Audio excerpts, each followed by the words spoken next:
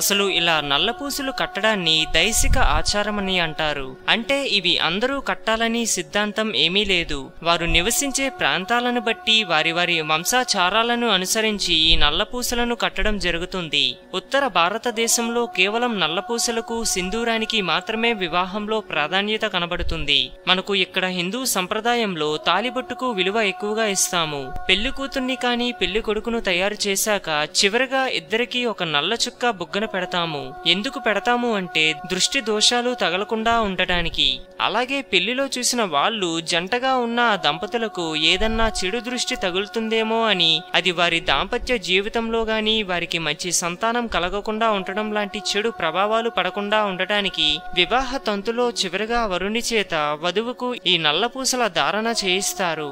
ఇలా చేయడం వలన దంపతుల మధ్య ఎటువంటి పారపచ్చాలు రాకుండా వారి దాంపత్య జీవితం సజావుగా మంచి సంతానంతో వృద్ధి చెంది కలకాలం బాసిల్లుతారు. హిందూయిజం గురించి మరెన్నో గొప్ప గొప్ప విషయాలు తెలుసుకోవడం కోసం మా ఛానల్ని సబ్స్క్రైబ్ చేయండి. ఈ వీడియో మీకు నచ్చినట్టయితే లైక్ చేయండి, షేర్ చేయండి.